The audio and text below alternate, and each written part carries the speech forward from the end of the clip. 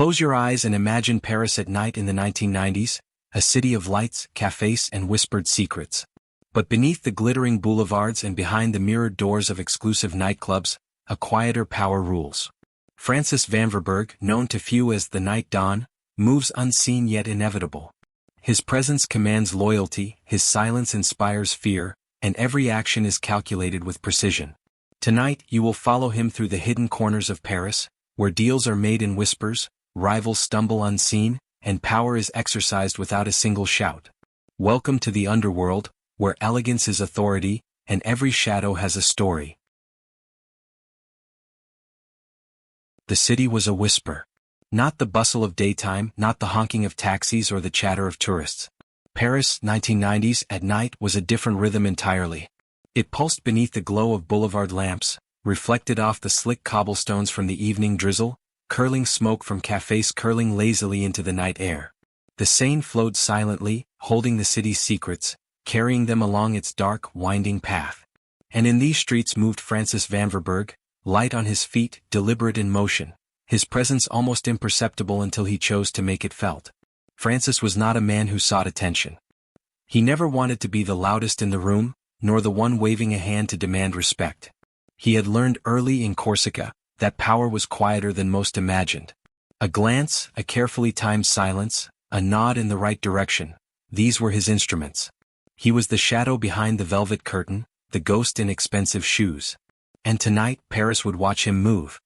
He walked along Rue de Rivoli, past the golden glow spilling from Café de Flore, past couples laughing too loudly for the hour, past the occasional night patrol of police cars whose presence barely touched the undercurrent of crime that thrived here. His eyes were sharp, scanning every movement, the way a man shifted his weight, the nervous flick of a woman's wrist, the way a waiter carried a tray like a silent sentinel. Everything was data. Everything mattered. In the distance, the neon sign of Le Mirage flickered. A nightclub, exclusive, half-hidden, frequented by those who knew the city's underground better than they knew its history. It was here that deals were made without contracts, where promises were exchanged with nothing more than a handshake and a glance. Francis pushed the door open. Inside, the smell of perfume mingled with cigar smoke. The bass of a smooth jazz track hummed through the room. Men in tailored suits and women in silk dresses moved with practiced grace, some sipping drinks, others watching, waiting. He was greeted with nods, subtle recognitions, almost imperceptible. No handshakes, no greetings loud enough to attract attention. Francis had built this reputation slowly, carefully. It was not fear that ruled his domain but respect. And respect, he knew, was far more potent than fear because it was earned. At a corner table, a man named Lucien leaned back, swirling the last of his whiskey. "Francis," he murmured almost inaudibly, "the shipment is late. Marseille says there's trouble." Francis's eyes narrowed, just slightly. He sat, fingers brushing the table's edge lightly. "Trouble?" he said, voice low, measured. "What kind?" Lucien hesitated, then shook his head. "I don't know. Just delays. They're nervous." Francis smiled faintly, though it did not reach his eyes. That smile was an art he had perfected over years. Calm, polite, yet layered with intent. He leaned in slightly. "Nervous is fine. Panic is the enemy. You know this. Let them sweat. We will adjust accordingly." In that single exchange the room seemed to shift even if no one noticed. He had the power to rearrange outcomes without raising his voice. That was the hallmark of a true Don. And tonight he was observing, listening, preparing. Hours would pass in this fashion. Glances exchanged across tables, subtle hand gestures, whispered communications. Each encounter added a thread to the web he spun, a web that stretched across Paris to Marseille, Corsica, and beyond. From the flicker of a shadow to the deliberate placement of a suit jacket, every detail mattered. And in this city, where neon lights reflected off wet streets and secrets slipped like water through fingers, Francis moved like a silent tide, inevitable and unstoppable. Outside, the night deepened. A taxi pulled away from a corner, its lights illuminating the damp cobblestones. Two men argued quietly by a lamppost, unaware that they were being watched, their conversation analyzed, their alliances assessed. Francis left the club, stepping into the misty Parisian night. Each step was deliberate, measured, a rhythm honed by years of observation. He could feel the city around him, the undercurrent of whispers, of deals, of danger. Somewhere across the Seine a rival gang was making moves. Perhaps they thought him unaware. Perhaps they thought him distracted by the facade of nightlife. But Francis had been learning their habits for months, sometimes years. He knew patience was more dangerous than aggression. Let them make a mistake, let the night do the work. By the time the sun touched the city, all would be aligned according to his plan. He stopped at the Pont Neuf, watching the river below, lights shimmering across the water. For a moment he allowed himself a private thought. This city, beautiful and chaotic, was his chessboard. Every pawn, knight, and bishop moved as he anticipated. And yet the game was never over. It never ended. It only evolved, silently, steadily. And so, the night dawn of Paris disappeared into the streets once more, unnoticed, untouchable, a ghost among the living. He had entered the city's underworld not with violence but with elegance, not with noise but with calculation. And for those who dared to watch closely, they might catch a glimpse of him. A man in tailored clothing, shoes polished to a shine, eyes always observing, always calculating, always a step ahead. Tonight the city whispered. And Francis Vanverberghe was listening. Francis continued his stroll along the Seine, the night air cool against his skin, the city's pulse whispering secrets only he could hear. Even in moments of calm, the underworld never truly rested. The cobblestones glistened under the reflection of street lamps, mirroring the delicate dance of shadows across the facades of centuries-old buildings. He moved deliberately, his eyes taking in every detail, the irregular gait of a man crossing the bridge, the subtle way a woman adjusted her scarf, the muffled laughter leaking from a nearby café. Nothing escaped him. He paused near a small alley where a group of young men lingered, their hands casually resting near concealed weapons. Francis observed silently, noting alliances and tension. One of the men shifted nervously, another flicked his gaze toward the river as if measuring the distance to safety. These micro-moments mattered.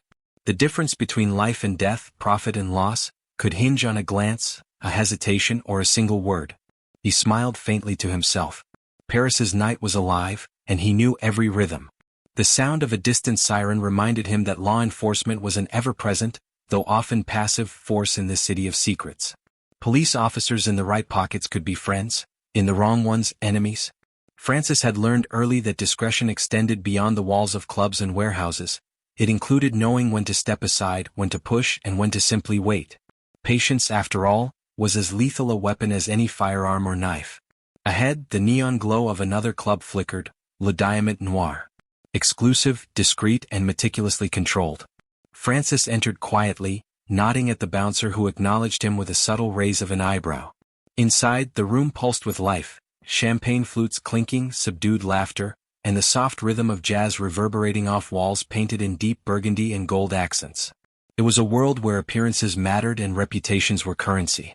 Francis navigated the room with effortless grace, each step a calculated choice. At a secluded table, he found Pierre, a Corsican contact whose loyalty had been proven over decades. "Francis," Pierre greeted, voice low, eyes scanning the room, "there's talk of a new shipment. Some rival crew from Marseille is sniffing around." Francis leaned back, steepling his fingers. His eyes flicked to the shadowed corners of the club, noting subtle gestures, the tilt of heads, the shuffle of feet, the careful avoidance of certain gazes. "Let them come," he said quietly. "They'll find the night is not theirs to claim. But we will be ready. Always ready." The weight behind his words was palpable. Pierre nodded, understanding the unspoken warning. This was not a threat spoken aloud but a reality felt in the marrow. Francis never needed to shout or brandish weapons. His authority was absolute because it was precise, measured, and unyielding. Later, as the night deepened, Francis retreated to the quiet of a narrow street, away from the murmur of nightlife. He lit a cigarette, the flame briefly illuminating his sharp features. Smoke curled lazily upward, disappearing into the misty night. In that solitary moment he allowed himself reflection. Every decision, every alliance, every calculated risk had led him to this position. A man commanding the Parisian underworld not through fear but through skill, observation, and impeccable timing. A sudden noise broke his reverie, a muffled argument, sharp words exchanged in a tone that betrayed more than the words themselves. Francis moved instinctively toward the source, keeping to the shadows. Two men, strangers to him, were confronting each other over territory, both unaware that their confrontation had been quietly noted by the night dawn himself. He did not intervene immediately. Instead, he observed, calculating outcomes, weighing options, predicting moves. A subtle smile crept across his lips. Let them stumble, let them reveal their character. Knowledge was power, and tonight he was collecting it. Hours passed like this.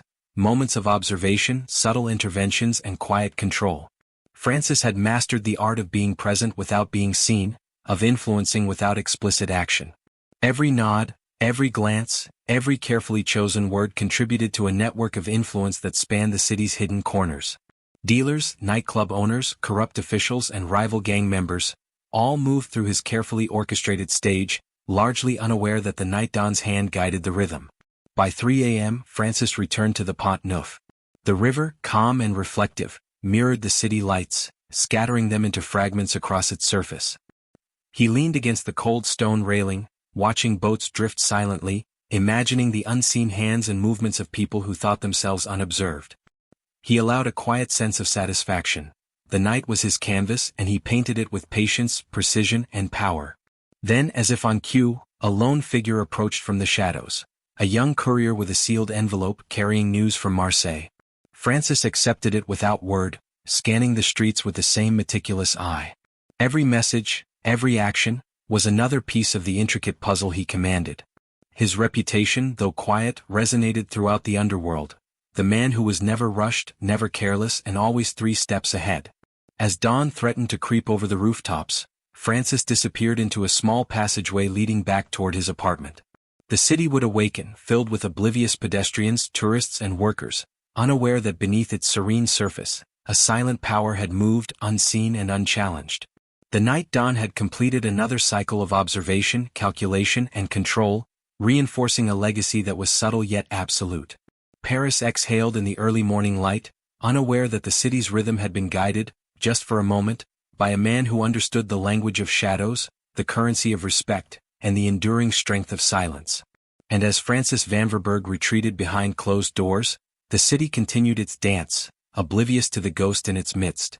Tonight, the streets had whispered, the river had carried secrets, and Francis had listened. This was Paris under the quiet reign of the night dawn, a realm of elegance, poise, and calculated power. And for those patient enough to observe, the lesson was clear. True authority does not shout. It moves silently, invisibly, and always leaves the world guessing. Francis Vanverberghe had not been born into the Parisian underworld. His beginnings were humbler, quieter, but no less sharp. Corsica, an island of rugged mountains and proud families, had been his first teacher. The sun-baked streets of Ajaccio, the scent of salt in the air, the tightly knit networks of kin and neighbor, all of these had shaped a young boy into a man who would one day navigate the shadowed streets of Paris with unrivaled precision. From an early age, Francis observed the way people moved, the way alliances were silently tested, the subtle codes that governed behavior. His father had been a man of quiet influence, respected not for loud proclamations but for measured action. Every word, every glance, every handshake in their small community was laden with meaning. A nod could cement loyalty, a raised eyebrow could signal distrust. Young Francis learned that silence was more powerful than noise, that discretion was a weapon sharper than any blade.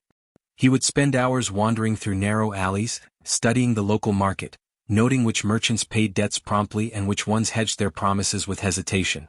He watched older boys play games of chance in dimly lit cafes, not for the money but for understanding, their tells, their strategy, their nerve. Each observation was a lesson. Each lesson, a brick in the foundation of his future empire. By the time he was 16, Francis had cultivated his first network. Not a gang, not a formal group, but a collection of individuals who respected him for his intelligence and subtle cunning. A locksmith who could open any door without leaving evidence, a boatman who moved goods along the coast discreetly, a young Corsican woman who could deliver messages without being noticed. These were the instruments of a rising mind. And Francis played them with a precision that seemed effortless. It was in these formative years that he understood the currency of loyalty. A promise given in confidence was more valuable than gold. Betrayal, on the other hand, had consequences that were swift and irrevocable. Francis witnessed, and sometimes orchestrated, lessons in loyalty. A boy who cheated at dice one evening would find himself alone on the cliffs, watching the waves crash below, understanding that deceit had a cost. These early encounters were never violent beyond necessity, they were psychological, a teaching of respect and boundaries. When Francis first left Corsica for Paris, he did so with little more than ambition and a sharp mind. The city was vast, chaotic, and filled with opportunity. He arrived with his Corsican connections as his guide, distant relatives who operated discreetly in Marseille, friends of friends who understood the hidden economy of Parisian nightlife. But Paris was no Corsican village. Here the stakes were higher, the players more sophisticated, and the consequences more severe. His first months in the city were a delicate balancing act. He learned to read the subtle hierarchies of clubs and cafés, to gauge the intentions of every face in a room. A tilt of the head, a casual glance, the way someone held a glass, each movement spoke volumes. Francis never rushed. He never made assumptions. Instead, he catalogued, remembered, and waited. Opportunities, he knew, were never forced. They were cultivated, harvested, and claimed at the right moment. His early alliances were carefully chosen. He sought those who had integrity in the shadows, men and women who understood the rules without needing them spelled out. Among these was Lucien, a quiet man who controlled access to discreet ports along the Seine. Isabelle, a bartender whose loyalty could be relied upon to carry sensitive messages. And Henri, a driver whose knowledge of Parisian backstreets made him invaluable. Together, these individuals formed the nucleus of Francis's growing influence. One night, as Francis sat at a dimly lit café near the Canal Saint-Martin, he overheard a conversation that would prove pivotal. Two rival crew members were plotting to take control of a shipment of rare commodities moving from Marseille into Paris. They spoke loudly, careless in their assumption that no one was listening. Francis smiled faintly. Every word, every misstep was an invitation. He would need to act carefully, with subtlety, turning their ignorance into opportunity. He began to maneuver. First, a discreet word to a port contact, ensuring a delay in the shipment without raising suspicion. Then, a silent observation of the rival crew's movements, noting their weaknesses, their arrogance. Over the course of days, he orchestrated a series of small, almost invisible interventions. By the time the rivals realized something had shifted, Francis's influence had already enveloped the shipment. It arrived safely under his guidance, and he had secured loyalty from those involved, not through intimidation but through the perception of inevitability. It was during these early years that Francis truly understood the art of invisible power. Influence was not declared, it was demonstrated, measured, and understood through outcomes rather than proclamations. In Paris, where everyone sought to make a mark, the man who made no noise, who left no fingerprints, and whose actions were always precise became the most formidable presence in any room. He moved through the city as both observer and participant, learning the rhythms of the streets, the hidden connections between officials and criminals, and the subtle alliances that govern the flow of commerce and clandestine activity. Every encounter, every gesture, every glance added to his mental map of the city's underworld. By the time he was in his mid-20s, Francis had become a known yet enigmatic figure. Respected, occasionally feared, but never fully understood. Paris, he realized, was a living organism. Its arteries were the streets, its heartbeat the nightlife, and its secrets flowed in whispers along canals, through portside warehouses and behind nightclub doors. Francis had learned to move with it, to anticipate its shifts, and to shape its outcomes without ever needing to force the current. He had transformed lessons from his youth in Corsica into strategies for dominance, cultivating influence through subtlety, patience, and precision. Even in the quiet moments, when he walked alone along the Seine or sat in an empty café at dawn, Francis reflected on the nature of power. It was never about visibility or acclaim. True authority was silent, pervasive, and undeniable. The man who understood this could move cities as easily as a puppeteer moved marionettes, each thread invisible yet absolute in its control. By the end of his second year in Paris, Francis's reputation was solidifying. Word traveled quietly, carried by those who had witnessed his methods and survived to speak of them. Dealers, club owners, and rival figures began to understand that Francis Vanverberghe was a man who could be trusted, but never underestimated. His network expanded organically, each connection tested, each loyalty verified, until he was no longer a newcomer but a discreet force woven into the fabric of the city's night. And yet, Francis knew that this was only the beginning. Every move in Paris required vigilance. Every ally, every shipment, every whispered deal had the potential to unravel if mishandled. The city was alive, unpredictable, and filled with ambition. He would need to remain patient, deliberate, and always attentive. The night Don he was becoming would not emerge from brute force or fear, but from the quiet orchestration of events, the unseen threads of influence, and the inexorable patience that had guided him since his youth on the sun-baked streets of Corsica. The city slept uneasily that night, oblivious to the emergence of a power that would shape its shadows for years to come. Francis Vanverberghe, silent and deliberate, moved through Paris not as a participant in chaos, but as its architect, unseen yet unchallenged. And in the darkness, with only the faint hum of the river and the distant glow of street lamps, he allowed himself the faintest acknowledgement: the game had begun. The night had a rhythm, and Francis Vanverberghe had learned to hear it before anyone else. Paris in the 1990s was a city of contrasts, glimmering elegance on one side, shadowed ambition on the other. The cafés and boulevards hit a pulse that few noticed, a pulse Francis not only sensed but manipulated. His rise in the Parisian underworld did not happen overnight. It was a series of calculated moves, like a chess master placing each piece with deliberate precision. He entered poker rooms not to gamble frivolously but to observe. Each shuffle of cards, each flick of an eye, each nervous twitch was information. Where others saw luck, Francis saw opportunity. He learned the subtle art of reading intentions, the nuances of deception, and the fragility of ego. One evening at a dimly lit club along the Seine, Francis found himself at a table with men who believed themselves untouchable. The air was thick with cigar smoke and the scent of expensive cologne. Francis studied them silently: a brash man in a pinstripe suit, a quiet one nursing a glass of cognac, a third tapping his fingers impatiently. Each had a reputation that preceded them, and each had weaknesses, though they were unaware of it. The game began. Chips clattered, cards were dealt. Francis played sparingly at first, more observer than participant. He noted the brash man's reliance on intimidation, the quiet one's hesitation under pressure, and the impatient man's overconfidence. By the end of the night, Francis had gained more than money. He had gained insight into human behavior, knowledge he would later use to manipulate outcomes without overt conflict. Outside, the city whispered secrets only the patient could hear. Francis moved through alleyways and side streets, connecting with allies who could not afford to be noticed. Lucien brought updates from port operations. Isabelle carried messages that needed discretion. Henri navigated the labyrinth of Parisian streets with a precision that ensured no misstep. Together, they formed an invisible network, a backbone of trust and loyalty that allowed Francis to extend his influence quietly but effectively. Yet, as he expanded his reach, rivals began to take notice. Marseille Cruz, aware of his Corsican connections and growing presence in Paris, tested his patience.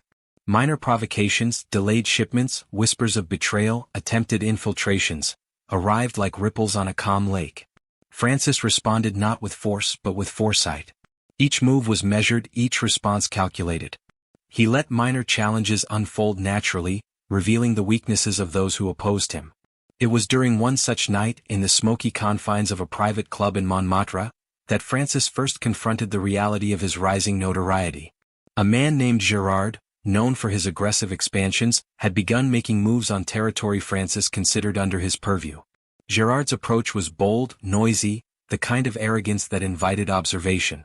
Francis allowed him to make the first move, watching the reactions of associates, listening to whispered conversations and noting loyalties. By the time Gerard realized Francis had anticipated every action, it was too late. The Night Don's network had absorbed the challenge, turning it into an advantage. Alliances became the currency of his rise. Francis understood that power was not simply taking control, but controlling perception. He forged partnerships with those who had influence over the city's hidden veins: dock workers, minor officials, nightclub owners, and even a few corrupt law enforcement contacts. Each alliance was tested with small favors, minor risks, and careful observation. Those who proved trustworthy were integrated into the network. Those who faltered were quietly removed from the equation. By the end of his first year in Paris, Francis had transformed from a quiet observer into a discreetly feared figure. He did not boast of victories, he let the consequences speak for themselves. A shipment redirected, a rival quietly coerced, an influential ally secured, all without a public display of power. Word of his methods spread in whispers. The man who moved silently but never failed, the Don who demanded respect without shouting for it. Even the city's elite began to take notice. The affluent, the glamorous, and the influential brushed past him unknowingly, unaware that a man of subtle authority had already secured their cooperation, either through loyalty, mutual benefit, or silent intimidation. Francis had learned that visibility was not power, perception was. And in Paris, perception shaped the night. Conflict, however, was inevitable. A shipment of rare art from Marseille, intended for discreet sale in the city's underground, had gone missing. Rumors circulated that a rival crew from Lyon had intercepted it. Francis analyzed the situation methodically. He did not storm the streets or raise a fist. Instead, he deployed his network. Lucien monitored port activity, Isabelle traced communications, and Henri positioned themselves strategically. Within days, the shipment was recovered, the Lion crew dissuaded without a single violent confrontation. The result: Francis's influence solidified, and his reputation for unerring precision grew. The Night Dawn's rise was as much about spectacle as it was about subtlety. At a masquerade ball in a discreet Montparnasse venue, Francis mingled with those who governed Parisian nightlife. Each smile, each nod, each casual word was carefully considered. Conversations carried double meanings. Alliances were strengthened with gestures almost imperceptible. By the end of the evening, those who thought themselves players realized they were pawns in a much larger game, one Francis orchestrated with elegance and foresight. As dawn approached, Francis found himself atop a balcony overlooking the city. The first light of morning brushed the rooftops in soft gold. Paris, serene and oblivious, was a city in motion, yet unaware of the invisible hands guiding certain currents of its underworld. Francis took a long breath, savoring the calm before the next cycle of activity. Each day brought new challenges, new players, new opportunities. But he was ready. He had learned the art of patience, the science of observation, and the subtle mechanics of influence. For Francis Vanverberghe, the city was no longer simply a place to inhabit, it was a chessboard, and every individual a piece, each with potential and limitation. His rise was not marked by violence or chaos, but by understanding, manipulation, and the quiet orchestration of events that left others wondering how he always seemed a step ahead. The night dawn of Paris had arrived not with a bang but with a whisper that carried the weight of inevitability, precision, and unseen authority. And as he descended from the balcony, slipping silently into the awakening streets, Francis Vanverberghe understood one immutable truth. In a city of light and shadow, the man who mastered observation, patience, and subtlety ruled not through fear, but through a presence that could never be ignored. Power, Francis Vanverberghe had learned, was never about volume. It was about subtlety, observation, and timing. In the neon-lit boulevards of Paris, the night dawn's philosophy was simple but profound. Move quietly, observe relentlessly, and strike only when necessary. Those who mistook silence for weakness often became examples, proof that the art of discretion could be more lethal than a drawn gun. It was a damp evening in early spring. The city shimmered under the reflection of lamplight on rain-slicked streets. Francis walked along Rue Saint-Denis, every step measured, every glance deliberate. Around him, Paris hummed, pedestrians bustling, taxis roaring past, a street musician's violin singing softly above the damp. To an ordinary observer, it was just another night. To Francis, every movement was data. Every shadow had meaning. He paused outside a discreet nightclub where a shipment of goods, rare and valuable, was expected to arrive. Inside, associates and potential rivals alike moved with grace, unaware that every action was being noted by someone far more attentive than they could imagine. Francis did not enter immediately. He lingered, watching how a man in a dark coat gestured subtly to his companion, how a young woman adjusted the straps of her bag as if hiding something, how a valet's eyes darted to the street before disappearing behind a door. Patterns emerged to him with clarity: who could be trusted, who was nervous, who was concealing intentions. Discretion, he understood, was both shield and sword. Unlike most figures in the criminal underworld, Francis never relied solely on force. He did not brandish weapons in public. He did not raise his voice to demand obedience. He wielded observation, patience, and perception. It was far more efficient, and far more permanent. A man who understood power through subtlety commanded not just loyalty, but fear, respect, and caution simultaneously. Inside the nightclub, a minor conflict was brewing. Two men disputed over access to a shipment, their voices low but tense. A careless onlooker might have missed it entirely. Francis noticed immediately. He did not intervene at once. Instead, he positioned himself in a corner where he could observe the interactions without being noticed, noting gestures, tone, and proximity.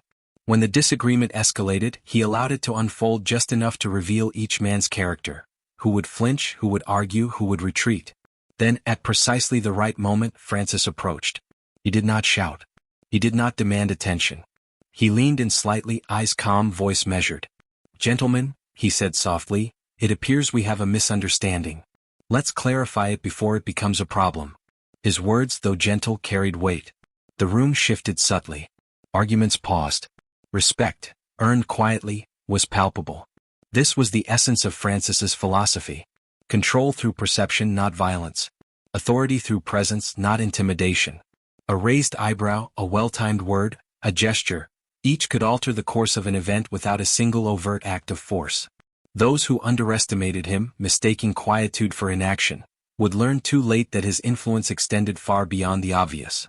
His approach extended to alliances as well. Friends and associates were tested in subtle ways, with small favors, discreet observations and unspoken expectations. Loyalty was not declared, it was demonstrated through action. Betrayal was not punished immediately through brute force, but through a withdrawal of opportunity, subtle consequences, and the careful erosion of trust. A man who failed once would not be immediately destroyed, but he would learn that Francis's network was unforgiving in its patience and precision. On that night, a courier arrived with a note from Marseille. A minor shipment had been delayed. Most would panic. Most would react with visible tension or threats. Francis, however, smiled faintly, allowing only the slightest curl of his lips. "Nervousness is predictable," he murmured to Lucien. "Panic is weakness. Let them feel it, they will reveal everything." And they did. Over the next several hours, Francis observed. A rival crew attempted to intercept communications. One minor associate showed signs of disloyalty. Another hesitated under pressure. By the end of the night, Francis had corrected every error, reinforced loyalty, and secured the shipment, all without a single confrontation. The men involved left understanding, if only subconsciously, that the Night Dawn's power was absolute, invisible, and unassailable. This philosophy of discretion was honed over years, beginning with Corsica's rugged streets and continuing in Paris's intricate underworld. Francis had learned to read people, anticipate moves, and influence outcomes without force. It was an art form, timing, perception, and patience woven together with meticulous care. Those who saw him at work might think him calm, even passive. But every subtle action, every measured word, had consequence. He was the unseen hand guiding events, the quiet architect of outcomes that others could neither anticipate nor prevent. Later that night, Francis returned to his apartment overlooking the Seine. The city lay in a tenuous calm. Street lamps flickered, cars passed sporadically, and the river carried the echoes of the night's commerce. He poured himself a glass of cognac, watching the amber liquid catch the light.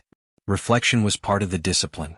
Every decision, every observation, every alliance required analysis. Francis understood the long game. The city was a living, breathing organism, and he was its silent conductor. Even in moments of solitude, he remained alert. His mind catalogued every detail from the evening. Gestures, tones, hesitations, and choices. Every interaction added to a mental map of power, influence, and potential threats. In the underworld, mistakes were rarely forgotten. They were leveraged, remembered, and sometimes exploited. By understanding this, Francis ensured that he was never vulnerable, that he always remained a step ahead. As dawn approached, he took one last walk along the riverbank. The fog rose, curling lazily above the water, shrouding the city in a mysterious veil. Figures passed in silence, unaware of the invisible control that threaded through their night.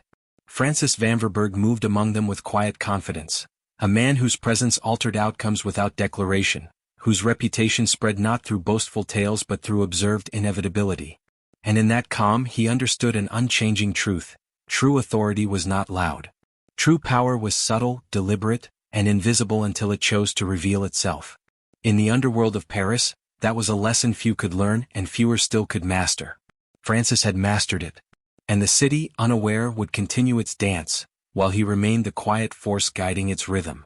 The night dawn of Paris had emerged, not with violence or spectacle, but with quiet precision, patient observation, and unmatched discretion. And for those who truly paid attention, the lesson was clear. In a city of light and shadow, the man who moved silently controlled everything. Francis Vanverberghe understood one unshakable truth. In the underworld, trust was earned face to face. Letters could be intercepted, messages could be misconstrued, and alliances on paper meant nothing. True power required presence, observation, and direct negotiation. Each handshake, each glance, each carefully chosen word was a weapon, and Francis wielded them with unmatched precision. It was a late evening in Paris. The city streets glimmered from the light rain, the reflections of neon signs dancing across the cobblestones like restless spirits. Francis moved through the city with calm certainty, slipping past police patrols and casual onlookers, heading toward a secluded cafe known only to those who conducted serious business. Inside, the room was dimly lit, the hum of quiet conversation mingling with the faint aroma of roasted coffee beans and cigarette smoke. Seated at a corner table was Jacques, a Corsican associate whose influence extended through Marseille's docks and into Paris's shadowed warehouses. Jacques had been instrumental in coordinating shipments of goods, legal and otherwise, and tonight he would discuss an expansion that required subtlety and discretion. Francis approached without announcement. His presence commanded attention, not by volume but by the way he moved, the certainty in his posture, the intensity of his gaze. "Francis," Jacques greeted, voice low and measured, "you're punctual as always." Francis smiled faintly, a curve of lips that conveyed both respect and authority. "Punctuality is a courtesy in a world where delays can be fatal," he replied. He sat down, placing a hand lightly on the table, steady, deliberate. "Tell me what we need to address." Jacques leaned forward, outlining a plan that involved a delicate redistribution of shipments through Parisian docks, leveraging contacts who were cautious but loyal. Each element carried risk: rivals from Lyon, minor police informants, and internal associates who might waver in their loyalty. Francis listened without interruption, absorbing details with a focus that made Jacques lean closer. When Jacques finished, Francis spoke. "The plan is sound but predictable," he said softly, yet every word struck with precision. "We need contingencies. You will not move goods alone. Henri will oversee logistics, Isabelle will handle communications, and Lucien will monitor the docks. Everyone knows their role, no surprises." Jacques nodded, impressed, though he could not hide a flicker of anxiety. Francis's reputation was well earned. He could spot hesitation, measure resolve, and adjust the course of action without apparent effort. To outsiders it seemed effortless. To those involved it was unnerving. The negotiation continued, spanning hours. Francis did not dominate the conversation. He guided it. Each decision he made, each compromise he allowed, strengthened his alliances. He understood human psychology. A man or woman invested in a deal that required subtle engagement was less likely to betray it. Loyalty in this world was as much about participation as it was about fear or respect. Later, in a private club along the Seine, Francis met another associate, a former nightclub owner who had recently acquired a stake in several shipping routes. The discussion was delicate. Money, influence, and territory were on the table. Francis did not speak of threats or intimidation. He discussed potential, opportunity, and mutual benefit. The other man left the room with the impression that he had negotiated the terms, when in reality Francis had structured the entire deal in advance. These face-to-face negotiations were Francis's signature. While others relied on intermediaries or letters, he understood the nuance of human interaction. A handshake carried weight. A nod could seal a promise. A pause could extract a confession. Even silence was a tactic, a subtle pressure that forced participants to reveal intentions without realizing it. One particularly tense evening, a rival from Lyon attempted to encroach on Parisian territory. Francis arranged a discreet meeting at a neutral location, a café tucked away in a quiet alley, known only to those with connections. The Lyonese man arrived, confident and brash, expecting to intimidate. Francis did not flinch. He did not rise. He merely observed, eyes steady, voice calm. "You're ambitious," Francis said, soft but precise. "And ambition is valuable, when controlled. But in this city missteps are costly. I suggest we find a mutually beneficial path." The Lyonese man bristled, expecting confrontation. Instead, Francis outlined a plan that allowed the rival a share of minor territory while securing Francis's primary routes and alliances. By the time the meeting ended, the Lyonese left with his ego intact, unaware that he had ceded more than he had gained. It was a masterclass in negotiation. Victory achieved without a single threat, without violence, without spectacle. Back in his apartment overlooking the Seine, Francis reflected on the night's deals. Each handshake, each face-to-face negotiation, was a stitch in the fabric of his growing network. The city was a complex web of loyalty, risk, and opportunity, and Francis had learned to navigate it with unparalleled skill. He had become both participant and observer, influencing outcomes without drawing attention to himself. But discretion had its challenges. Missteps were costly. A wrong glance, an overlooked gesture, or a misjudged pause could undo months of careful planning. Francis's philosophy demanded constant vigilance. Each interaction was analyzed. The tone of voice, the positioning of a body, the subtle tremor of a hand. These small cues revealed far more than words ever could. By the early hours of morning, Paris was quiet again. Street lamps reflected off the wet cobblestones, mist curling along the riverbanks. Francis walked along the quay, mind cataloging every detail from the night. Alliances strengthened, rivalries contained, opportunities identified. Each piece of information was carefully stored, ready for use at the precise moment. In the quiet, he understood the essence of his power. Visibility was weakness, subtlety was strength, and loyalty was currency. Face-to-face deals were more than transactions. They were demonstrations of influence, tests of character, and investments in the network that would define the city's underworld. Those who underestimated him, assuming his calm demeanor equated to passivity, would soon learn the true cost of misjudgment. Francis Vanverberghe, the Night Don, had mastered the art of influence without aggression, negotiation without coercion, and strategy without spectacle. Paris slept unaware that beneath its lights and music, a quiet empire was being woven through whispers, gestures, and the silent authority of a man who understood the most valuable currency of all: respect earned in person, face to face, without the need for violence or proclamation. And as the first hint of dawn brushed the rooftops, Francis disappeared into the misty streets, leaving behind an invisible trail of control, a city quietly molded by the precision, patience, and unmatched discretion of the Night Don. Paris breathed differently after midnight.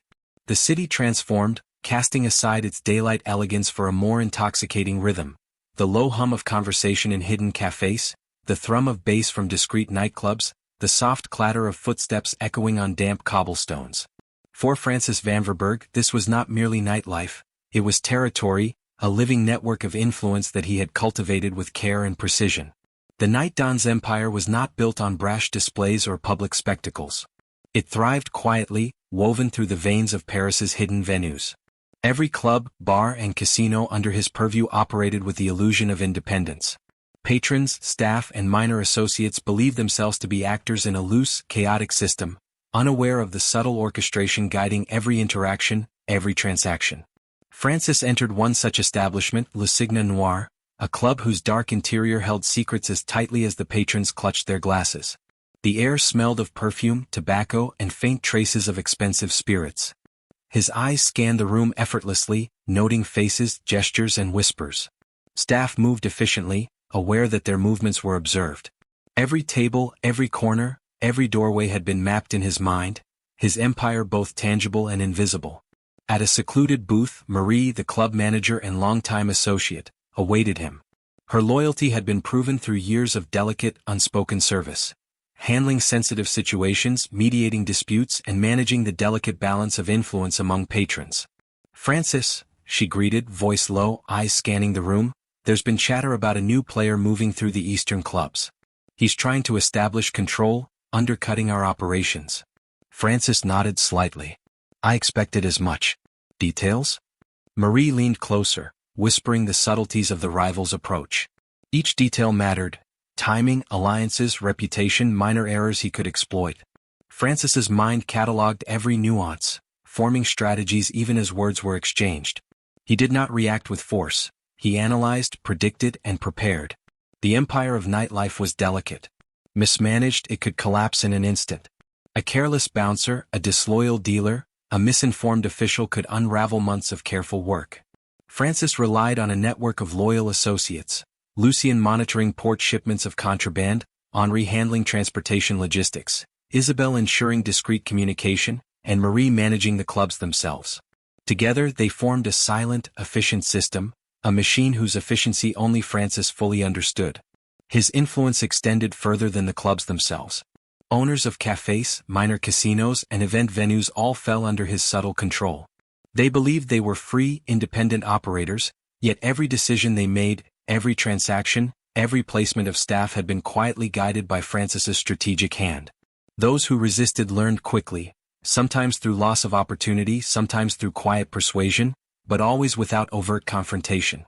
One night, the subtle tension reached a climax. A rival gang, emboldened by ignorance and ambition, attempted to claim one of Francis's clubs in the 11th arrondissement. The challenge was covert but palpable: minor provocations, manipulated rumors, and the presence of unfamiliar faces. Francis observed from the shadows, noting every movement. He allowed the initial interference, letting the rival reveal both strategy and weakness. Then, with a series of subtle interventions, redirected shipments, reallocation of trusted staff, quiet reassurances to patrons and suppliers, the challenge unraveled. The rival left with no visible confrontation, unaware that the night dawn had neutralized the threat entirely, reinforcing both loyalty and fear in the process. In Francis's world, victory required elegance. Spectacle was for amateurs. Beyond the conflict, the clubs served as intelligence hubs. Every conversation, every whispered plan, every informal negotiation that occurred within their walls was a source of information. Francis's presence, often imperceptible, ensured the flow of data into his mental map. By midnight, he knew the status of shipments, alliances and rivalries citywide, his network an unseen lattice connecting the underworld's veins. Luxury intertwined with utility. Patrons indulged in champagne and opulent decor, unaware that their interactions were observed and subtly influenced. Even the positioning of chairs, the arrangement of tables, and the scheduling of events had strategic importance. A loyal patron in the right place at the right time could serve as an informant, a silent observer, or a future ally. Everything in Francis's nightlife empire had purpose, woven seamlessly into entertainment. Through all of this, Francis maintained his signature discretion. He did not sit at the center of attention. He did not boast. His influence was pervasive, yet invisible. Associates learned to respect his methods, rivals came to fear his subtle interventions, and those outside his circle remained oblivious to the power silently exerted over them. As the night waned, Francis moved through another of his establishments, Le Phoenix, noting the ebb and flow of patrons, verifying the presence of allies, and ensuring that every operation ran smoothly. A shipment of rare commodities from Marseille had arrived quietly, integrated into the city's network without incident, proof that his coordination and discretion were as vital as any weapon. By 4 a.m. the city's pulse slowed, the clubs emptying, the streets quieter. Francis walked along the Seine once again, reflecting on the night's orchestration. His empire of nightlife had survived challenges, neutralized threats and strengthened alliances, all without a single overt display of force. Power, he understood, was most effective when it was invisible, when it moved unseen yet affected every corner of the city. In the solitude of dawn, Francis allowed a brief moment of satisfaction. His empire thrived not on intimidation but on intelligence. Not on chaos, but on order orchestrated with precision. The night dawn had mastered the city's pulse and Paris, glittering, chaotic, oblivious, danced to a rhythm he controlled. The streets would awaken soon, unaware of the subtle dominion established in the shadows. But Francis Vanverberghe, ever watchful, knew that the city's nightlife, its clubs, bars and secret passages, remained firmly under his guidance. And as he disappeared into the mist of early morning, he understood once more that true power required discretion, patience, and the artful orchestration of events seen and unseen. Francis Vanverberghe had learned that influence in Paris, powerful though it was, could never exist in isolation. His true strength came from the intricate web of Corsican connections that stretched beyond the city, into Marseille, along the Mediterranean coast, and across the hidden corners of the island itself. These ties were not merely family obligations, they were instruments of power, loyalty forged over generations, tempered by culture, pride, and necessity. He arrived in Marseille one late evening, the city still alive with maritime trade and the low hum of nightlife. The port glistened under moonlight, cranes casting angular shadows across the warehouses. Dockworkers unloaded crates with practiced efficiency, unaware that every movement was being observed by Francis, not as a casual visitor, but as a strategist evaluating resources, personnel, and potential threats. At a small café near the old port, Francis met with Antonio, a Corsican associate whose influence over Marseille's docks was unparalleled. The two men exchanged a brief nod. Formalities were unnecessary. They understood each other through a shared language of observation, subtle gestures, and historical loyalty. Antonio outlined the latest concerns: rival crews probing shipments, a minor dispute over territory, and subtle pressures from officials whose loyalties were negotiable.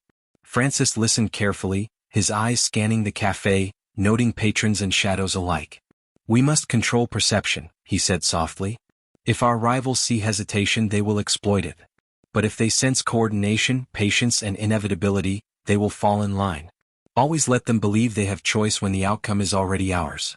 The conversation continued late into the night, each topic dissected with precision: shipment schedules, loyalty of local contacts, distribution of resources, and subtle deterrence against interference.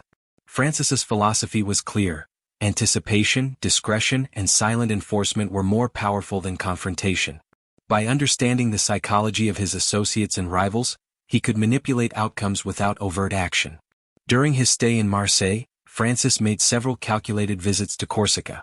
The island's terrain, rugged and unyielding, mirrored the resilience of its people. Each meeting with family heads, influential merchants, and seasoned associates reinforced the bonds that would form the backbone of his network. These gatherings were rarely loud or public.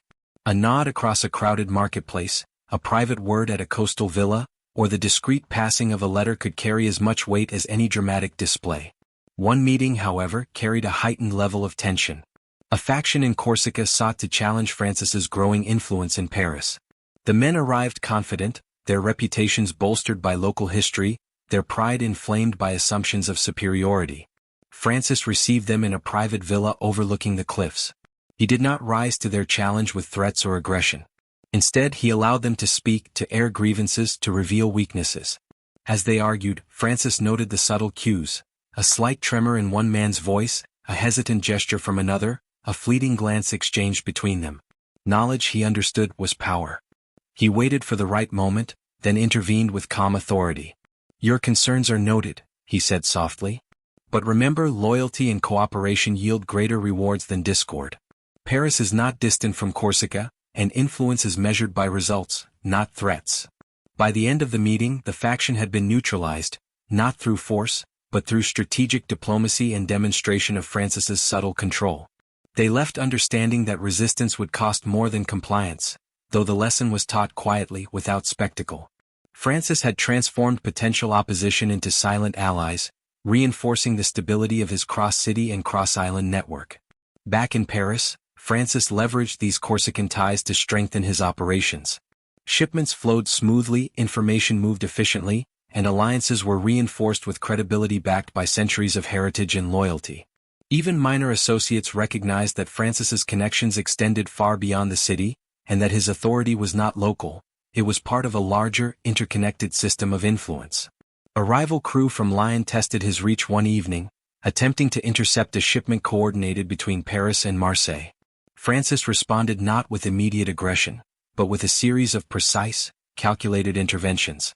Contacts in Marseille adjusted schedules, Corsican allies ensured loyalty at key points, and subtle misdirection neutralized the threat before it reached Paris.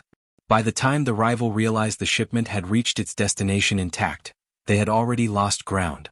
Francis's network had operated like a silent machine, flawless and unstoppable. These Corsican connections were also critical in managing information. Rumors, intelligence, and subtle warnings moved swiftly through the network, allowing Francis to anticipate threats before they materialized. Every ally was a node in a living system of observation, each communication layered with meaning. The efficiency of this system was invisible to outsiders but devastating in its effect. Rivals were misled, allies reassured, and the underworld subtly realigned to favor Francis's growing dominion. Through it all, Francis maintained his philosophy of discretion. Power, he knew, was most effective when invisible. His presence needed not to be seen to be felt. Couriers, associates, and even rivals recognized that the Night Dawn's influence extended far beyond the immediate, touching ports, warehouses, and clandestine clubs with the precision of a master strategist. Each move was deliberate, each action silent but effective, each decision a lesson in subtle authority. By the time Francis returned to Paris, his network was stronger than ever. The city, oblivious to the silent web of control, pulsed with its usual energy. Clubs, cafes, docks, and backstreets operated within the shadow of a man whose discretion and foresight defined the limits of possibility. His Corsican ties had not only reinforced loyalty but had expanded his reach, connecting the Parisian underworld to a broader, more resilient system of influence. Sitting atop a balcony overlooking the Seine, Francis reflected on the night's orchestration. The lights shimmered across the water, casting reflections that seemed almost alive.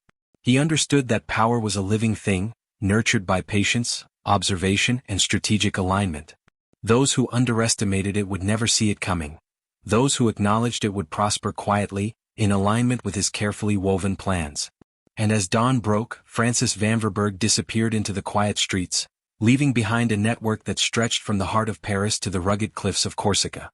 The Night Dawn's empire had grown in subtlety and strength, a testament to patience, discretion, and the enduring bonds of loyalty forged long before he ever set foot in the city.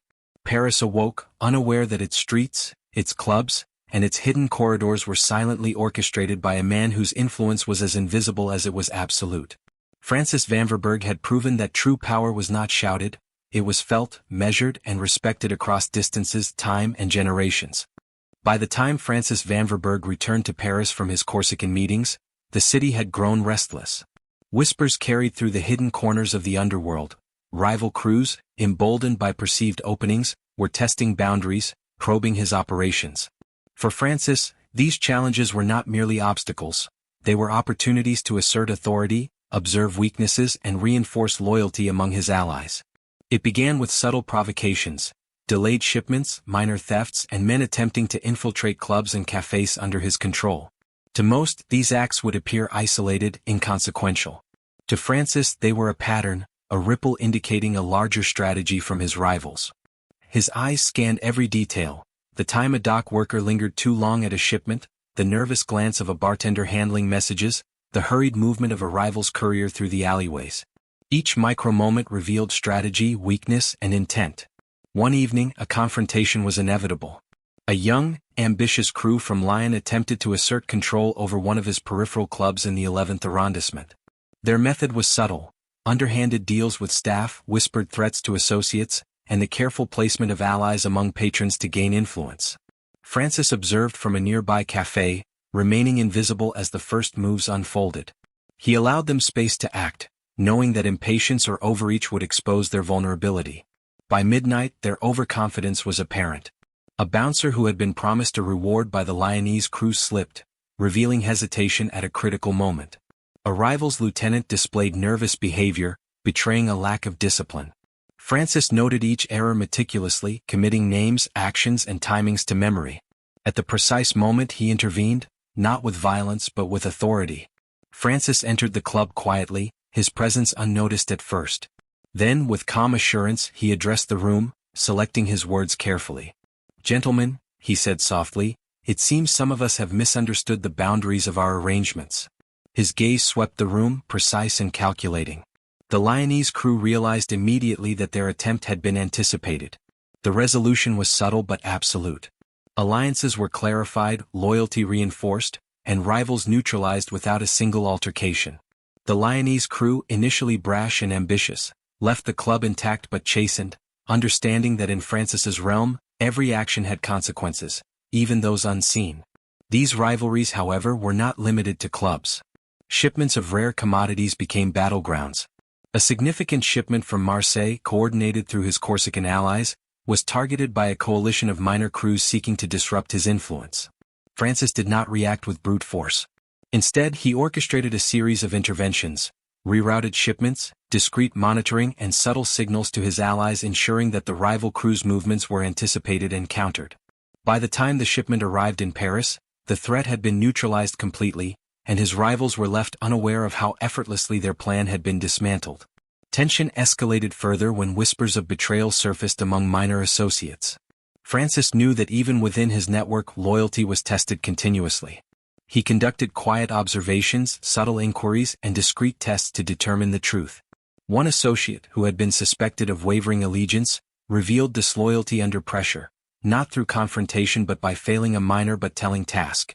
Francis handled the situation quietly. The individual was quietly removed from sensitive operations, reassigned in a way that preserved dignity while protecting the integrity of the network. Amid this web of rivalries, Francis's alliances strengthened.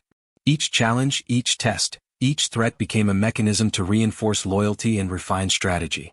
Couriers, managers, bouncers, and minor gang members all understood that errors were visible, consequences were inevitable, and loyalty was a tangible currency.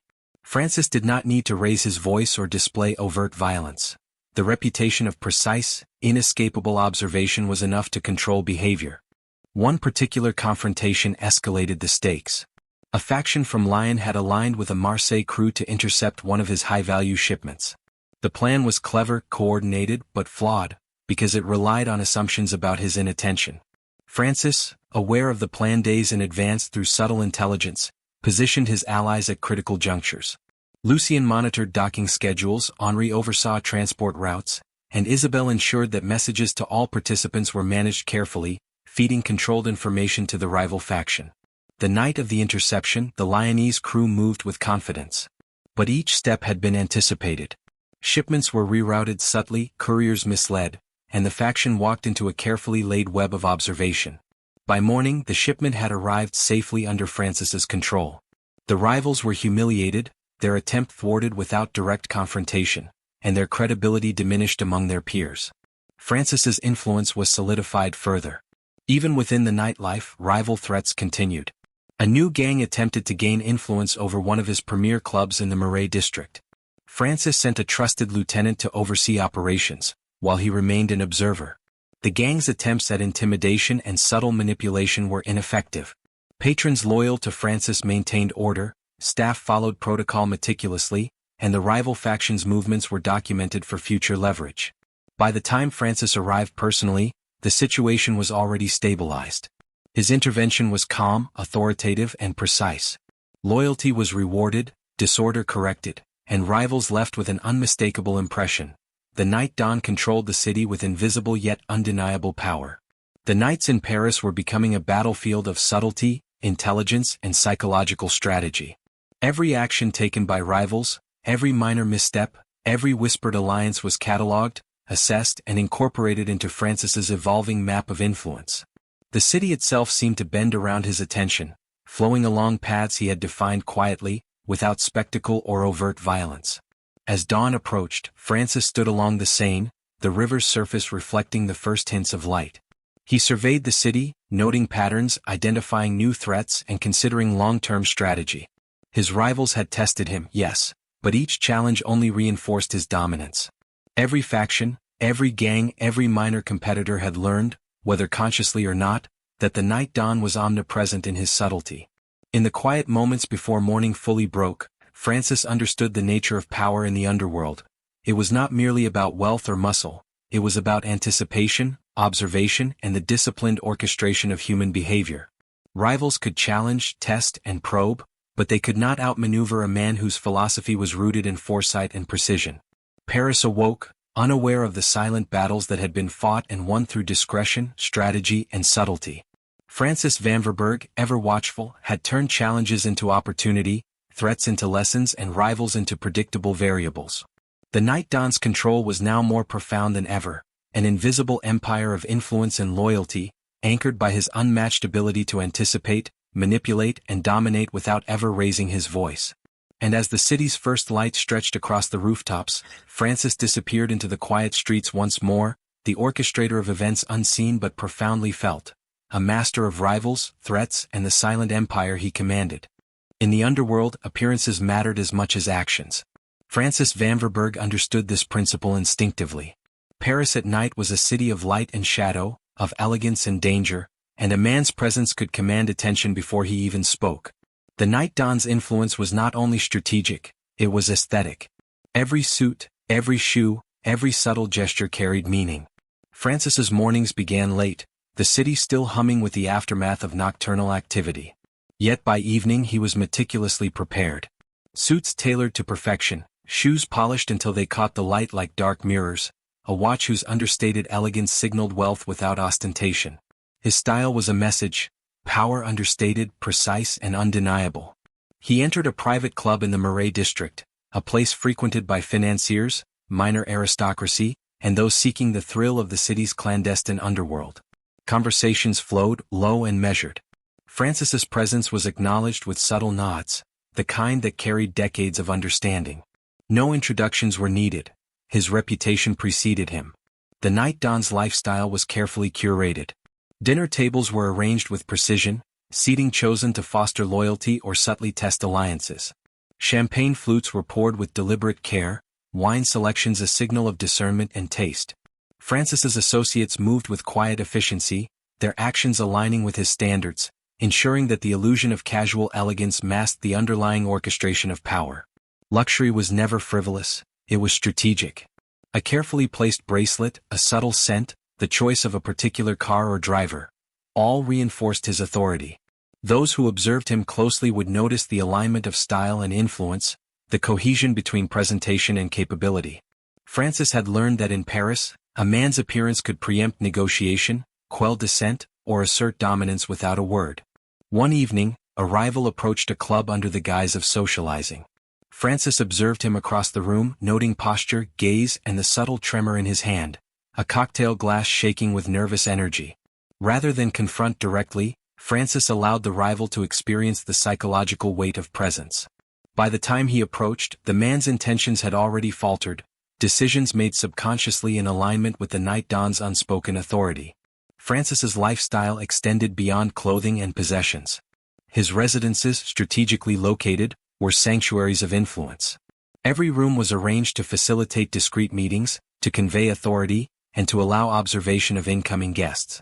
Art, furniture, and lighting were chosen not for ostentation but for subtle communication, power, taste, and control. A visitor might not immediately notice the careful alignment of space, but the effect was undeniable. Even travel reinforced his reputation. When moving between clubs, ports, or private estates, Francis's entourage was minimal yet precisely coordinated. Drivers, bodyguards, and assistants moved with seamless efficiency, maintaining discretion while ensuring security. Every movement was rehearsed, calculated, and executed flawlessly, leaving observers with a sense of inevitability rather than spectacle. The night dawn's social interactions were similarly strategic. Dinner parties, exclusive gatherings, and discreet events allowed Francis to assess loyalty, test character, and subtly influence decisions. Conversations were measured, gestures deliberate, and alliances strengthened without overt negotiation. Patrons left feeling they had participated in shaping events, unaware that their decisions had already been guided by Francis's quiet hand.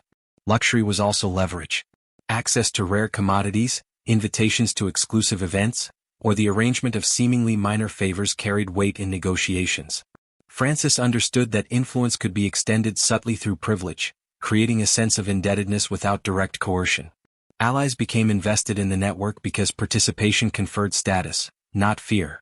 One evening at a masked ball in a discreet Montparnasse venue, Francis navigated the crowd with effortless grace. Each mask, each gesture, and each whispered word was part of a larger strategy. Rival factions watched, attempting to gauge intentions, unaware that the night dawn had already predicted their moves. Alliances were strengthened, threats neutralized, and information gathered, all under the guise of elegant social interaction. Even the smallest details mattered. A chair positioned slightly to the left allowed for discreet observation. A table arranged with subtle consideration guided the flow of conversation. Francis had learned that power was cumulative. Each minor aesthetic choice contributed to an environment where influence was palpable, yet invisible. The city's underworld responded to these signals, aligning in ways imperceptible to outsiders. By the early hours, the streets quieted, yet the effects of his presence lingered. Patrons, rivals, and allies alike carried the impression of inevitability, understanding, often subconsciously, that Francis Vanverberghe was a man whose authority extended through style, presence, and the subtle orchestration of events. His lifestyle, though luxurious, was never indulgent. It was strategy made visible, influence made tangible, and power expressed through elegance. Standing atop a balcony overlooking the Seine, Francis surveyed the city once more. The lights shimmered on the water, reflecting the night's interactions, alliances, and subtly enforced order. He understood that perception could shape reality, style could command respect, presence could influence behavior. In Paris, where appearances and actions intertwined, the night dawn's mastery of both ensured that his influence was absolute, even if unseen. As dawn approached, Francis retreated into the quiet of his private residence. The city awoke unaware of the subtle power plays that had defined the night. Every club, every shipment, every whispered alliance, and every gesture of luxury reinforced his control. The night dawn's empire was as much about perception as it was about strategy, a delicate balance of elegance and authority, maintained through meticulous observation and the disciplined use of influence. In the underworld of Paris, few understood this truth. Power was as much about how it was perceived as how it was wielded. And Francis Vanverberghe had mastered both. In Paris, the underworld had its own rhythm, its own laws, unwritten but universally respected. Francis Vanverberghe had learned early that understanding and enforcing these rules was more important than brute force. They were the framework upon which loyalty, influence, and survival depended. And Francis, as the night dawn, was both participant and enforcer. It was a rainy evening, the streets of Paris glistening under the lamplight. Francis walked along Rue de la Huchette, observing. Every movement, every gesture, every glance among those in the shadows conveyed information. In his world nothing was accidental. A rival's hesitation and ally's subtle compliance, even a minor act of disrespect could signal opportunities or threats. The first rule, Francis reminded himself, was loyalty. Trust is earned, not assumed, he murmured to Lucien, who accompanied him on routine inspections of the docks and clubs. Loyalty extended beyond mere words, it was demonstrated through action.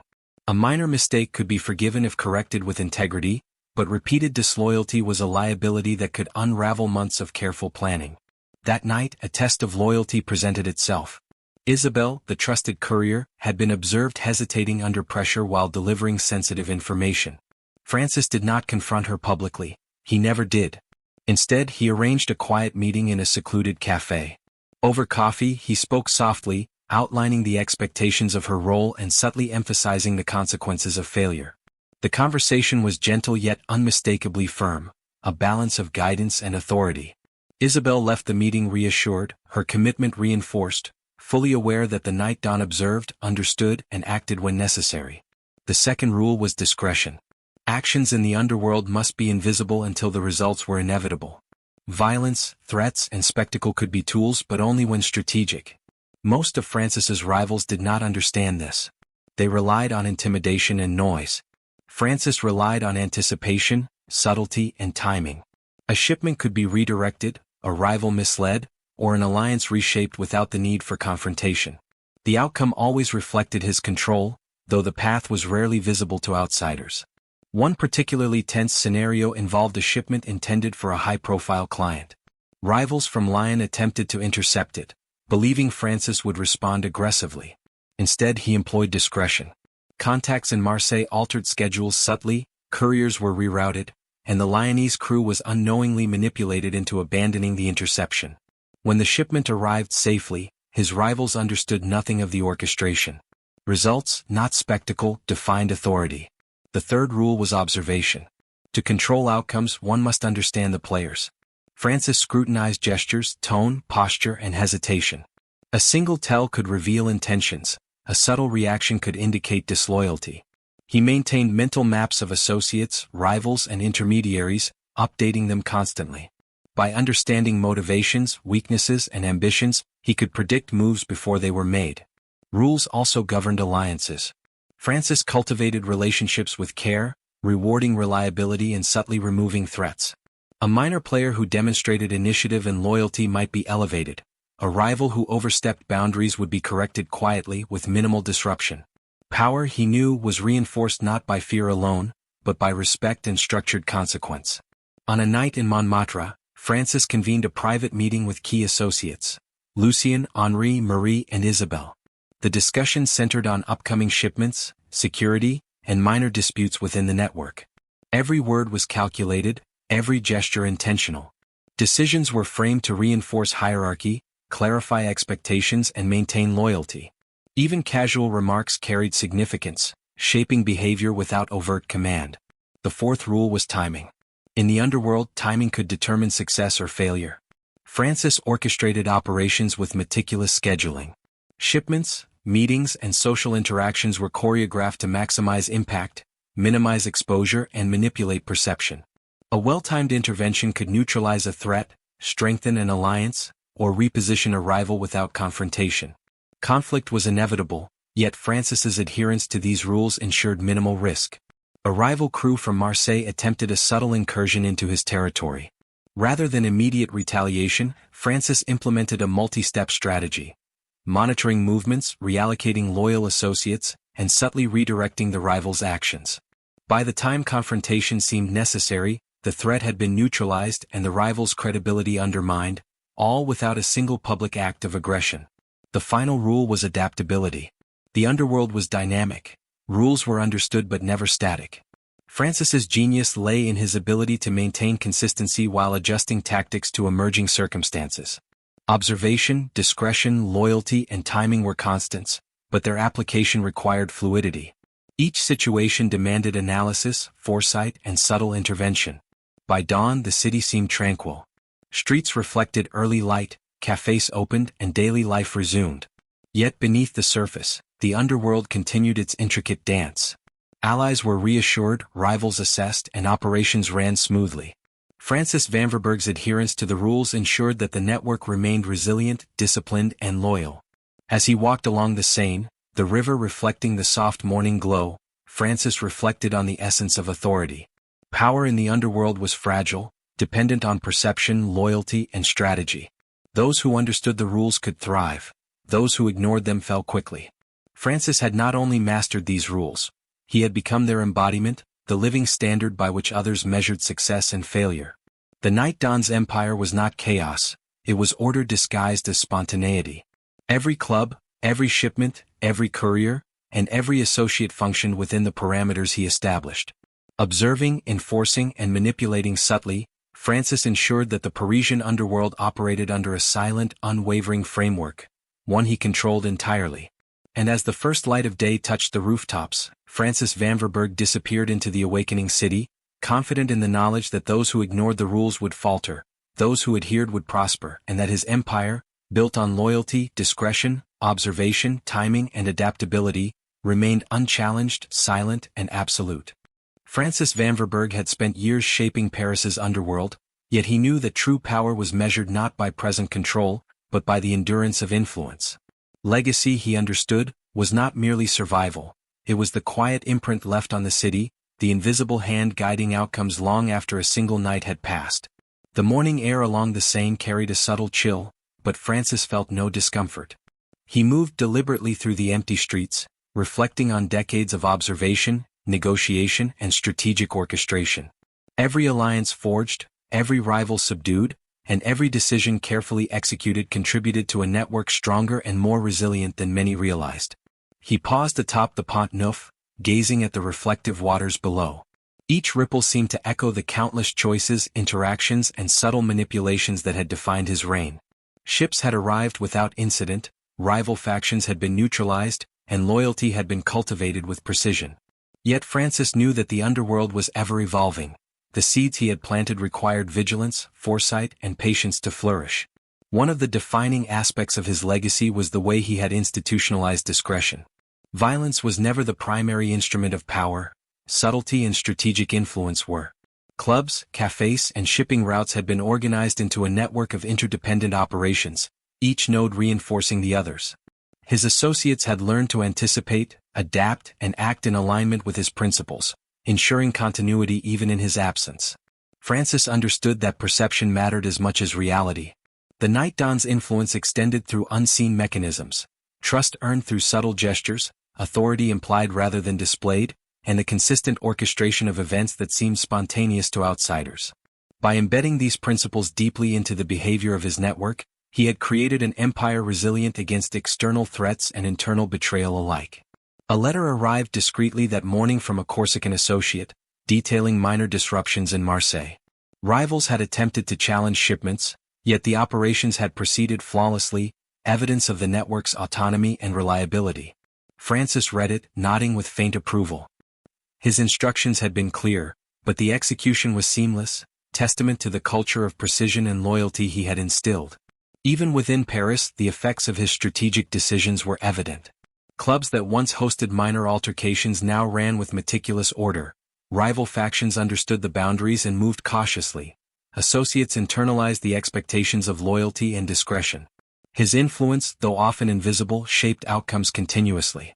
The city itself had become a stage for his subtle authority, a landscape in which rivals and allies alike adjusted their behavior to accommodate his presence. Francis also considered the future.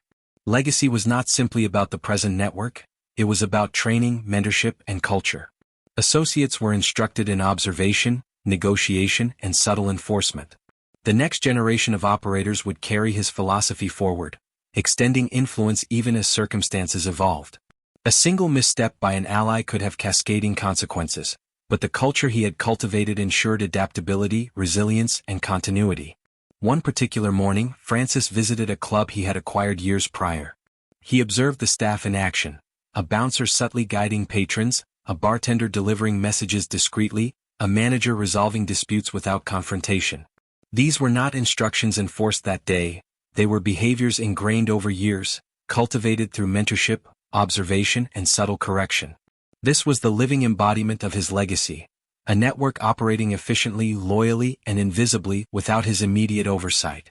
The Night Dawn's strategic decisions had reshaped the landscape of Parisian crime.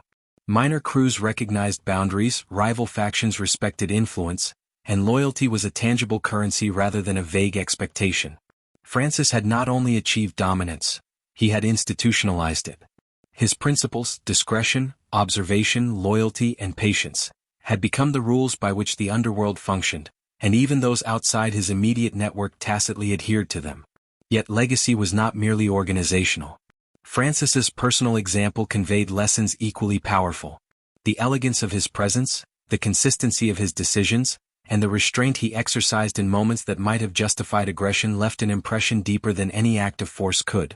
Allies learned patience, rivals learned caution, and the city learned to perceive the Night Dawn as an omnipresent, guiding force. As the sun rose over Paris, Francis moved quietly through the awakening streets. Cafés opened, taxis returned to the roads, and pedestrians began their day unaware of the invisible networks governing their city.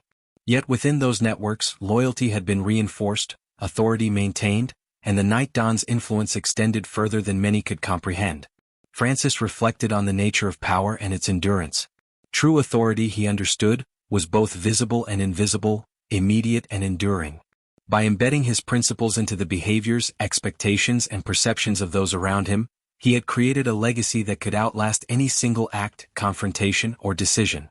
His empire was more than control, it was a philosophy, a culture, and a network resilient enough to persist through time, change, and challenge. And as the morning light gilded the rooftops, Francis Vanverberghe vanished once more into the city, the silent orchestrator of an empire defined not by noise, violence, or spectacle, but by patience, subtlety, and enduring influence. Paris moved, unaware, yet perfectly aligned with the legacy of its Night Dawn, a legacy that would endure far beyond the night and beyond any single generation. The city of Paris had never truly slept. Even as dawn crept across the rooftops, spilling pale light over the Seine, the pulse of the underworld continued, subtle, almost imperceptible. Francis Vanverberghe moved through it with the grace of a man who had mastered both time and perception. His empire, the Night Dawn's empire, was silent, invisible yet omnipresent. Every club, every café, every shipment, every whispered alliance had been meticulously orchestrated to function without disturbance, yet each carried the unmistakable signature of his authority. Francis walked alone along the Quai de la Tournelle, his polished shoes making no more than a whisper on the wet cobblestones. The city reflected in the river, fractured by early morning ripples, was a mirror of his work, precise, deliberate, and silent. Here, he understood, was the essence of power, quiet, patient, and absolute. Those who assumed dominance required spectacle. Francis required none. Influence was felt, not seen, and obedience earned, not demanded.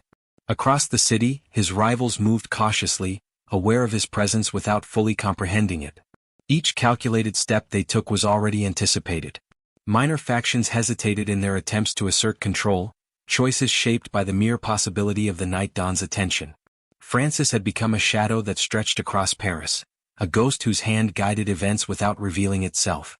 The concept of silence had become his most potent weapon. Words were rarely needed, presence alone enforced compliance. A nod, a glance, or a simple arrival at a location could command obedience more effectively than threats or violence. The city had learned to respect him through a series of subtle, consistent interventions, each one reinforcing the inevitability of his influence. Francis paused atop the Pont Neuf, the Seine flowing quietly beneath him. He reflected on the lessons of his life, from Corsica's sun-drenched streets to Paris's neon-lit boulevards, from minor alliances to city-wide influence. Each phase had been a test of patience, observation, and discretion. Every choice, every strategy had built toward this. A network so resilient, so disciplined, and so subtly enforced that his power was unquestionable. A message arrived quietly, carried by Isabelle, a trusted courier. It was an update from Marseille. Shipments had arrived, rivals had been neutralized, and loyalty reinforced. Francis reviewed it calmly, each piece of information slotting neatly into his mental map. There were no celebrations, no fanfare.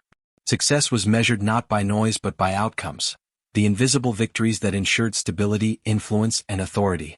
As he walked through the city, he observed familiar faces: club owners adjusting tables in preparation for the evening, bouncers maintaining order without overt command, couriers moving with precision. Each individual, though unaware of the full scope, operated within the structure Francis had cultivated. Loyalty, discretion, observation, and timing. These principles were now embedded across his network, shaping behavior and reinforcing influence in ways subtle yet absolute. Even potential rivals were affected. One minor faction, previously emboldened by ambition, found their influence quietly diminished, redirected by the strategic placement of allies and the subtle orchestration of events. Francis did not confront them directly. There was no need. The silent weight of his authority sufficed. They understood instinctively that actions taken without his consent would fail. Luxury and elegance remained part of his persona. Suits tailored to perfection, shoes polished to a reflective shine, and the calm precision of his movements conveyed a power beyond brute force. Every public appearance, however limited, reinforced perception. The Night Dawn was not only in control, he was unshakable, measured, and unobservable until he chose to act. It was a form of power that inspired both respect and subtle fear, a force as pervasive as it was silent. By late morning, the city was fully awake, oblivious to the layers of control silently operating beneath the surface. Francis retreated to his private apartment overlooking the river. From this vantage, he could see the pulse of Paris continue: dock workers moving, clubs preparing for the evening, the undercurrent of commerce and clandestine operations weaving invisibly through the city. He knew that each of these threads, though appearing independent, had been guided subtly by his presence. He reflected on his legacy. Not wealth, not notoriety, but the structure and discipline he had embedded within the underworld. The Night Dawn's influence would outlast any single act, any confrontation, and even any immediate memory of his interventions. His power was a quiet tide, shaping events invisibly, ensuring loyalty, enforcing rules, and neutralizing threats before they became visible. Francis poured a glass of cognac, swirling the amber liquid as he watched sunlight touch the rooftops.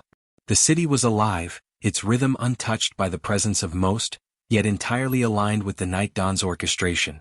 Every shipment, every meeting, every alliance had been calibrated. Outcomes were predictable, rivals contained, and allies strengthened. The empire was complete, not through chaos, violence, or spectacle, but through patience, observation, and silent authority. The last lesson he internalized, the culmination of his life's work, was this: true power is not announced. It is demonstrated quietly, relentlessly, and invisibly. Every gesture, every calculated intervention, every measured decision reinforced his presence without a single overt display. The Night Dawn ruled not by fear alone, but by inevitability, by mastery of timing, discretion, and perception. And as the city moved around him, oblivious to the web of influence, Francis Vanverberghe allowed himself the faintest smile. He had become legend in silence, authority in invisibility, and master of a city that danced to rhythms only he could perceive. Paris, for all its lights, sounds, and chaos, existed in the shadow of a man whose empire was defined not by noise, but by control, strategy, and the enduring power of silence. The Night Dawn vanished into the morning streets, a ghost among the living, leaving behind a city structured, disciplined, and subtly aligned to his will. And for those patient enough to notice, the lesson was unmistakable. Real power does not shout. It moves quietly, invisibly, and always leaves the world guessing. Paris would never be the same.